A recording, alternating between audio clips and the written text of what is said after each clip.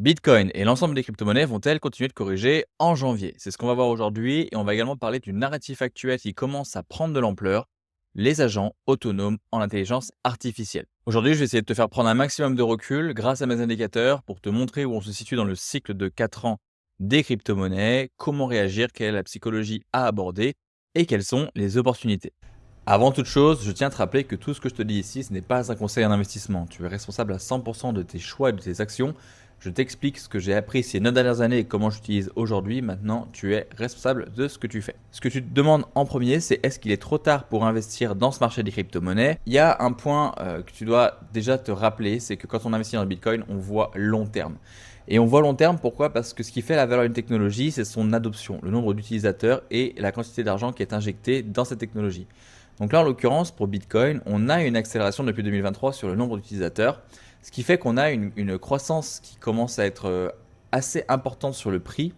Et cette croissance, elle est accélérée par un deuxième facteur. Donc pas seulement le fait qu'on ait 300 millions d'utilisateurs aujourd'hui en Bitcoin et 700 millions en crypto, mais aussi parce qu'on a de plus en plus d'argent qui est injecté, notamment grâce aux institutionnels. BlackRock a cumulé déjà environ 60 milliards de dollars sous gestion avec son ETF Bitcoin en un an seulement, alors que son ETF sur l'or en 20 ans a atteint 33 milliards sous gestion. Donc on a un ETF Bitcoin qui est déjà 2 fois plus gros que celui de l'or en 20 fois moins de temps. Donc c'est assez massif comme démonstration de force et ça démontre en fait le fait qu'aujourd'hui on a une certaine conviction que Bitcoin est une bien meilleure réserve de valeur que l'or aux yeux des institutionnels et des particuliers qui investissent via les ETF. On a un autre facteur extrêmement important qui fait que cette donnée devrait accélérer, c'est le fait que les États commencent à constituer des réserves stratégiques en Bitcoin.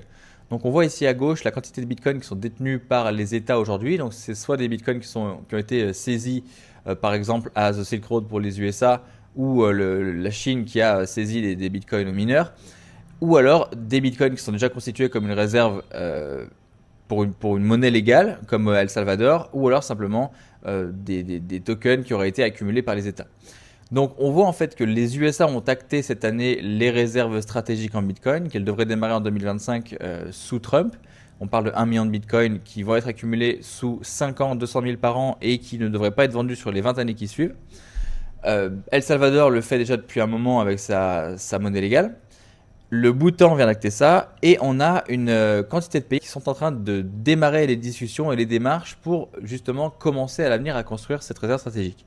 Donc tu as entre autres la France, le Japon, le Brésil, les Pays-Bas, les Émirats Arabes Unis, la Pologne, Hong Kong, la Suisse, etc. Ça en fait ça vient aider à continuer la tendance de fond de Bitcoin qui est haussière depuis ses débuts et on voit qu'à chaque cycle on a en fait une vraie croissance sur l'actif de Bitcoin. Là on prend le prix de Bitcoin au début de chaque année.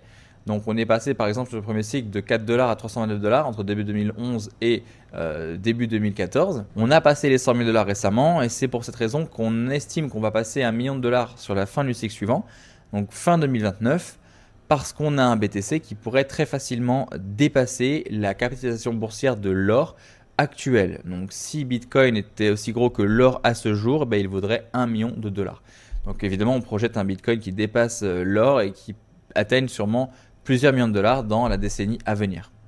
Donc ça, c'est ce qu'il faut te rappeler dans un premier temps, c'est que quand tu investis en crypto, il faut que tu vois assez long terme. Surtout Bitcoin, ta mission numéro 1, c'est d'accumuler autant de Bitcoin que possible avec une vision long terme et de ne pas te soucier de la volatilité à court terme, notamment pour cet actif. Pour le reste, c'est différent. Ça se surfe sur des cycles. Quand je parle de cycle, je parle d'un cycle de 4 ans. Ce cycle, il est rythmé par un facteur bien particulier. Et ce facteur, c'est l'impression monétaire. Donc là, par exemple, tu as en vert en bas la masse monétaire en dollars mondial et tu as en orange le prix de Bitcoin. Donc ce qu'on voit, c'est qu'on a une tendance de fond qui est haussière sur la masse monétaire mondiale et qui est rythmée tous les 4 ans par un événement particulier, c'est le refinancement de la dette américaine. Donc les USA en fait qui s'endettent de plus en plus chaque année parce que les USA comme tous les pays sont des entreprises non rentables, elles creusent leur déficit et donc tous les 4 ans elles ont de quoi rembourser les intérêts de la dette et encore en imprimant, mais elles n'ont pas de quoi rembourser le capital. Donc elles vont créer la nouvelle dette et la refinancer en revendant la nouvelle dette à des pays étrangers, à des particuliers et des États, et en faisant financer une partie par sa banque centrale américaine qui en détient à peu près 18,5% aujourd'hui. Donc tous les 4 ans, la banque centrale américaine qu'on appelle la Fed va imprimer énormément d'argent. On le voit sur ce rythme-là que tous les 4 ans, après avoir connu une période où on a retiré des liquidités de l'économie et où on avait rehaussé les taux et donc presque créé des crises économiques, eh bien on réimprime de nouveau de la monnaie et on voit ces tendances haussières qui redémarrent.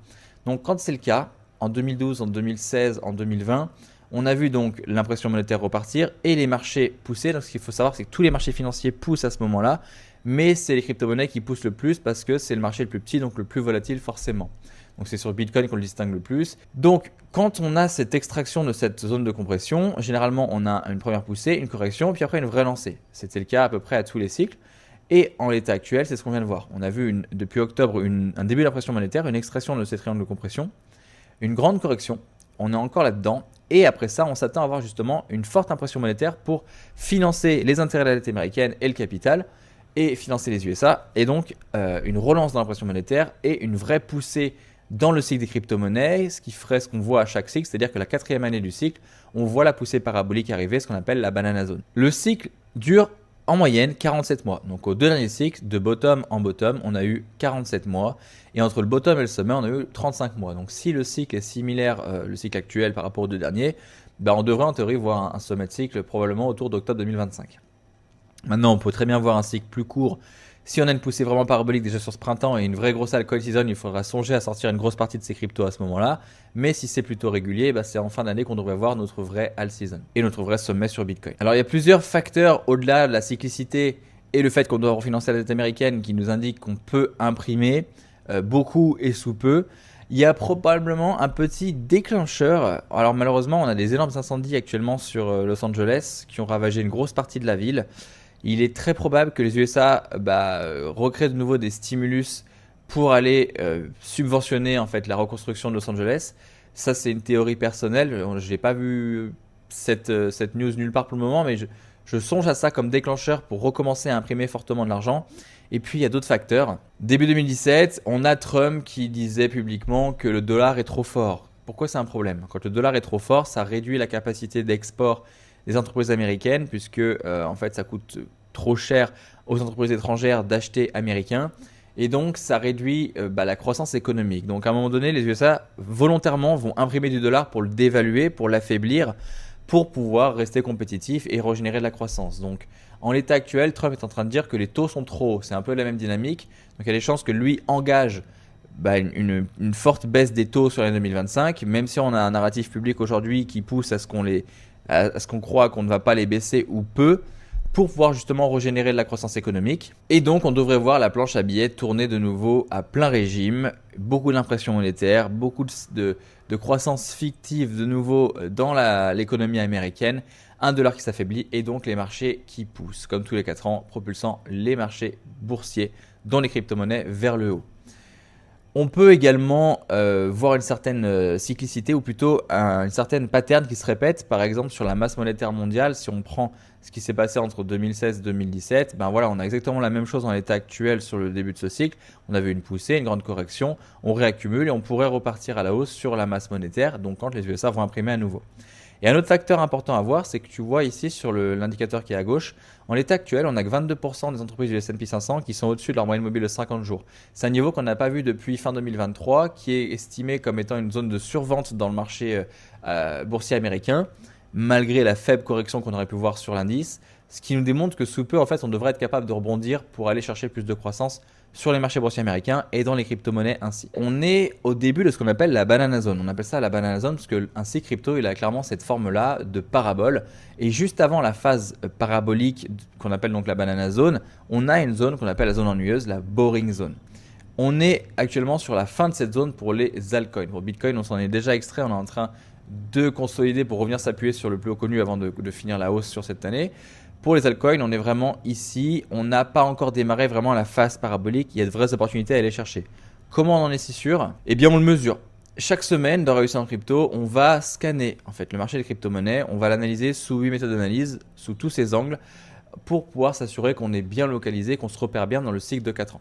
Un cycle de 4 ans, c'est un cycle psychologique qui suit plein de phases psychologiques par lesquelles passe le marché. Et actuellement, on distingue qu'on est justement pour Bitcoin au début de la phase d'accélération et pour les altcoins ici, encore dans la grande correction de mi-cycle, dans la fin de cette grande correction, et qu'on n'a pas démarré la phase d'accélération. Donc ici, je t'ai fait un screenshot un peu flouté des indicateurs que je suis qui démontrent par rapport à mon code couleur qu'on est au début de cette phase d'accélération avec encore quelques indicateurs qui sont sur la fin de la phase de relance. Et donc, il y a des choses que je trouve curieuses, c'est notamment le fait qu'aujourd'hui tout le monde se dise le cycle est terminé, ça y est, bear market, on n'a pas eu d'all season, on n'a même pas démarré la phase d'accélération. Donc en fait, on distingue qu'il y a quand même beaucoup de personnes qui sont nouveaux sur ce marché, qui n'ont pas connu les cycles précédents et qui forcément n'ont pas assez d'expérience pour déterminer où on peut se localiser dans ce cycle. Ici, on peut suivre la psychologie du marché. On compare les nouveaux investisseurs avec les anciens, ceux qui détiennent des bitcoins depuis peu de temps et ceux qui en détiennent depuis longtemps, les petits, les gros investisseurs. Et en fonction de ces dynamiques, de combien de bitcoins ils détiennent depuis combien de temps, combien ils en vendent, on comprend où on est la psychologie du cycle. Donc on voit des phases en bleu d'accumulation comme le bottom de 2018 et celui de 2022 et les phases d'euphorie en rouge avec les sommets de 2017 et 2021. En l'état actuel, on n'a pas connu de phase euphorique encore. Comme ici où on vient comparer les short-term holders et les long-term holders. Grosso modo, ça démontre les bitcoins détenus depuis moins de 6 mois et depuis plus de 6 mois. Donc les plus jeunes en rouge, les plus anciens en bleu. Grosso modo, quand on a une vague bleue qui se crée, c'est quand on a de plus en plus de tokens qui sont détenus depuis plus de 6 mois. Et inversement, quand c'est les vagues rouges qui sont en train de dominer, c'est quand on a plus de jeunes bitcoins que d'anciens. Donc on voit qu'en fait aux 2 sommets derniers, on avait des phases à partir de début 2017 où vraiment les jeunes investisseurs prenaient le devant, donc les nouveaux arrivants achetaient des bitcoins aux anciens jusqu'au sommet de cycle, et après inversement dans le bear market. Pareil au sommet de 2021 et en l'état actuel, on a commencé cette vague haussière, mais on n'a pas connu encore toute cette longue période d'accumulation de la part des investisseurs à court terme. Donc on est loin d'avoir connu une configuration similaire à celle qu'on aurait pu voir en sommet de cycle. Ensuite, j'ai un panel d'indicateurs en on-chain également qui m'indique si on est plutôt en phase d'accumulation, en phase de distribution ou entre les deux. Et en fait, si tu regardes la plupart de mes indicateurs, on est clairement en plein milieu entre cette zone d'accumulation en vert et cette zone de distribution en rouge. On n'a rien qui nous démontre une phase de distribution à un sommet de cycle pour le moment. Et enfin, un indicateur que j'aime bien te montrer, c'est la quantité de nouveaux followers sur les chaînes YouTube crypto américaines. On voit que on n'avait personne dans le bear market, dans le bottom de 2018, dans l'accumulation 2019-2020, et que tout le monde est arrivé quand Bitcoin a passé son plus connu toute fin 2020, début 2021. Il y avait tout le monde qui était là sur les 5 mois qu'on a eu de poussée, plutôt les 4 mois de poussée qu'on a eu en début 2021. Il y a eu personne quand on a eu une grande correction au milieu 2021. Tout le monde est revenu au sommet de novembre. Ensuite, il y a eu personne dans le bear market, accumulation, relance. Un peu d'intérêt en mars 2024, personne en 2024. De nouveau un peu d'intérêt sur la toute fin d'année. Et on n'a pas encore vu en fait ces grosses masses, cette attention de la masse qui est portée principalement par les médias qu'on a l'habitude de voir en sommet de cycle et qu'on n'a pas encore connu. Donc la question que tu te poses maintenant, c'est d'accord, mais à quoi ça s'attend à court terme? Est-ce que je mets tout maintenant? Est-ce que j'attends? Voici ce que je vois sur le marché en ce moment. Donc si on regarde les investisseurs à court terme, ce qu'on constate, c'est que généralement le prix vient, quand dans un marché haussier, rebondir sur le coût d'acquisition moyen qui est la ligne orange que tu vois ici. C'est ce qu'on a vu en 2017 ici, en 2021 ici, et là encore sur le cycle en cours. Généralement en bull market, le prix rebondit sur cette ligne-là ou autour pour continuer sa hausse.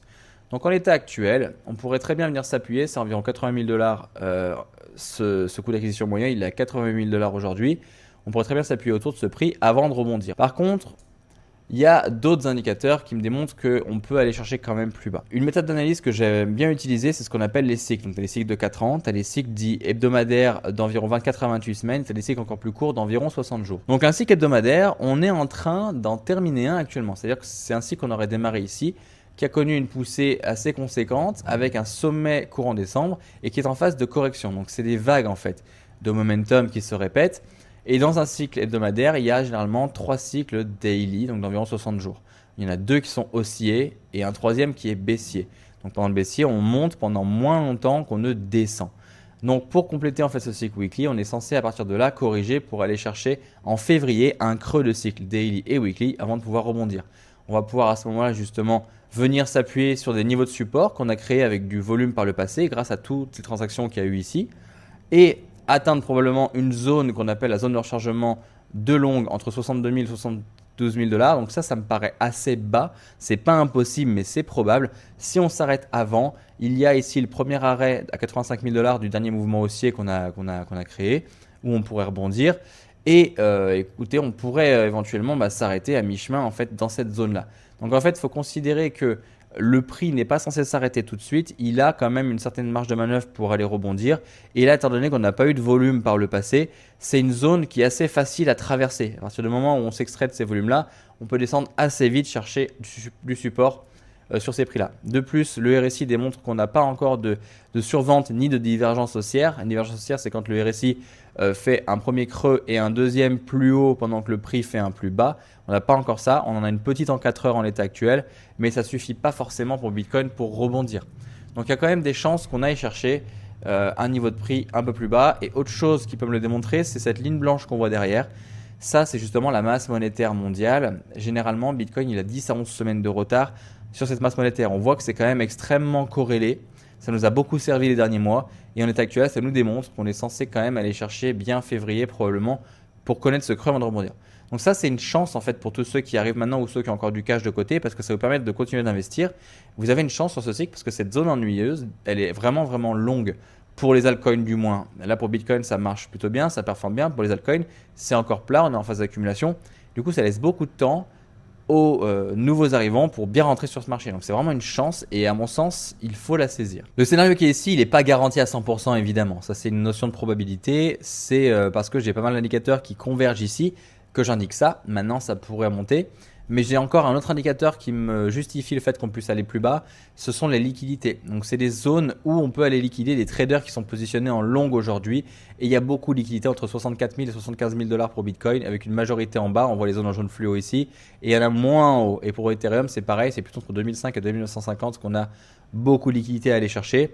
On a actuellement ce qu'on appelle le taux de financement qui est positif. Ça veut dire qu'il y a plus de traders en long qu'il y en a en short. Ça permet pas forcément au prix de rebondir maintenant. On a besoin en fait qu'il y ait beaucoup plus de traders qui passent en short, qui soient pessimistes pour créer des liquidités au-dessus et permettre un short squeeze, permettre au prix de rebondir. Pour le moment, c'est la configuration inverse. Taux de financement, donc funding positif. Et en plus, quand on regarde les liquidations ici des investisseurs, enfin des traders plutôt, eh bien, il y a eu assez peu de liquidations des traders qui étaient en longue. Généralement, on voit des niveaux un peu plus importants avant de pouvoir rebondir. Et à l'inverse, c'est pareil, on a beaucoup de liquidation des shorts avant de pouvoir faire retourner le prix. Et d'ailleurs, on a généralement une grosse divergence qui se crée. On a des liquidations qui diminuent en volume quand le prix continue d'aller dans une direction. C'est ce qui permet au marché de se retourner. En l'état actuel, c'est assez plat. On n'a pas eu assez de liquidation de longue ni de divergence haussière. Peut-être une toute petite ici pour justifier d'un rebond. Donc très probablement, on va venir chercher les liquidités ici et rebondir après. Donc il y a sûrement une belle fenêtre pour rentrer sur Bitcoin d'ici quelques semaines, mais ça ne veut pas dire que c'est garanti. Ça ne veut pas dire que Bitcoin ne peut pas repartir plus tôt que prévu à la hausse.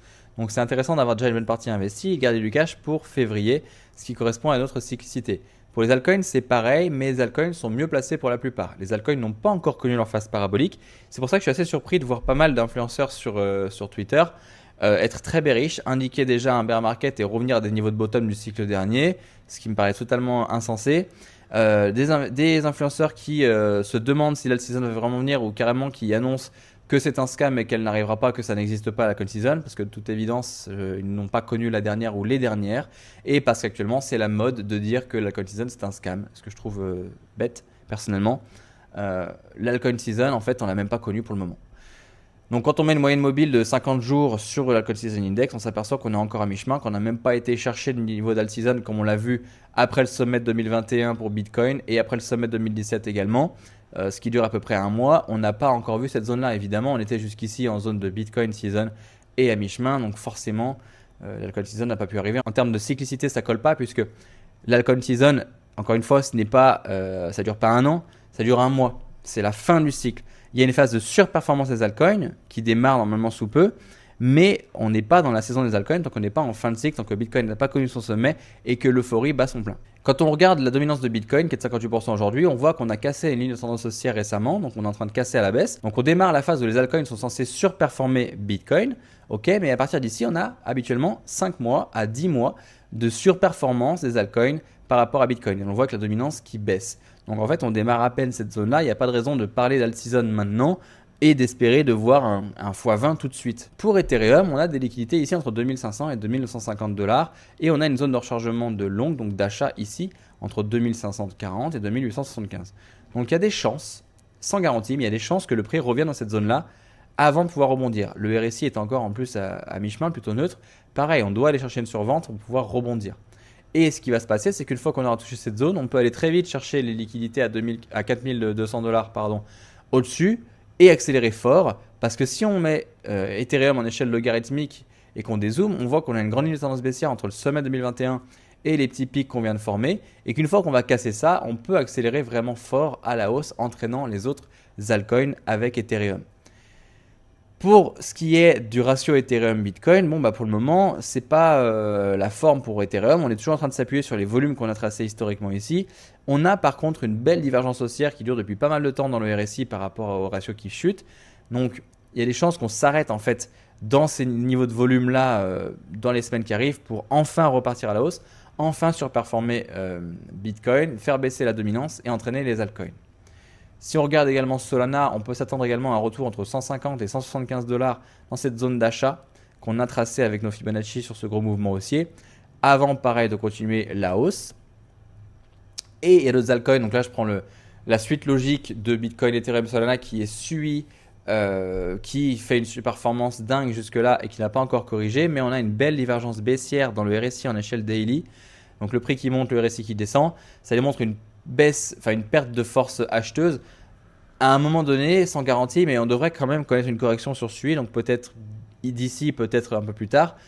J'espère en voir une avec un SUI qui reviendrait sur ces volumes ici un peu plus bas pour pouvoir rentrer plus fort sur SUI, idéalement sur ces anciens sommets.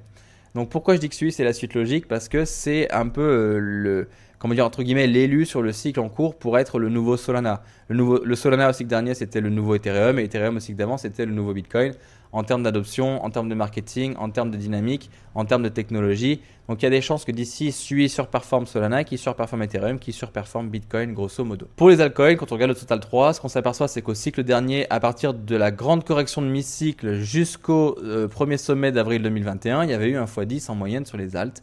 En l'état actuel, à partir de la grande correction de mi-cycle, le creux qui était ici, jusqu'où on en est actuellement, on n'a eu qu'un x2. Si les alts continuent de corriger un petit peu pour revenir dans cette zone d'achat potentiellement, on a un bon gros x5 à x10 à aller chercher en moyenne sur nos altcoins. Ça, c'est tout à fait cohérent si le cycle déroule comme les deux derniers. D'ailleurs, c'est justement des exemples. Tu peux voir ici H-bar à gauche, Cardano au milieu et Uniswap à droite, qui depuis leur creux de mi-cycle avaient connu des x23, x41, x25. Il y en avait des x10 à x50 sur les altcoins de qualité au cycle dernier. Et toute cette zone-là parabolique, en fait, on ne l'a pas encore vue sur les altcoins, on ne l'a pas encore connue. Donc, il faut vraiment être conscient de ça. On est en train de finir cette zone d'accumulation sur nos altcoins aujourd'hui, la zone ennuyeuse. Et quand on va décoller, ça risque de partir fort. Donc, il vaut mieux être positionné avant ce décollage. Alors, en termes de strat, à titre personnel, aujourd'hui, je ne vends pas pour acheter plus bas. Je ne vais pas essayer de timer ça. Justement, je continue d'accumuler. Je vais profiter de la peur pour acheter plus de crypto et patienter. Donc, celle sur laquelle j'ai des convictions. Pour ce qui est de mon cash, je vais mettre 60% sous peu et garder 40% pour février. Pourquoi sous peu déjà? Parce qu'on a des altcoins qui sont super bien positionnés. Donc, je peux me permettre de commencer à racheter comme il faut. Ensuite, quand je verrai une divergence haussière ou du moins une structure haussière dans mes altcoins, je pourrais mettre la fin de mon capital. Je vais maîtriser mon allocation, donc évidemment, je ne mets pas tout mon argent dans des petits tokens qui sont à moins de 100 millions de market cap. J'ai une diversification qui est censée, j'ai maximum 10% de mon capital dans chaque altcoin et je me concentre principalement sur les majeurs de chaque narratif parce qu'on a déjà un bon marketing, une belle visibilité sur ces actifs.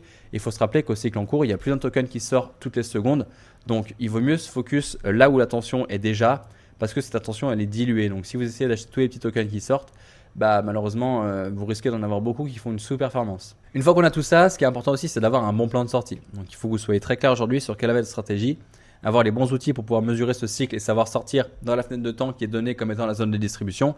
Si vous visez un multiple ou un prix, ça va être très difficile de sortir parce que peut-être que vos prix ne vont pas être atteints.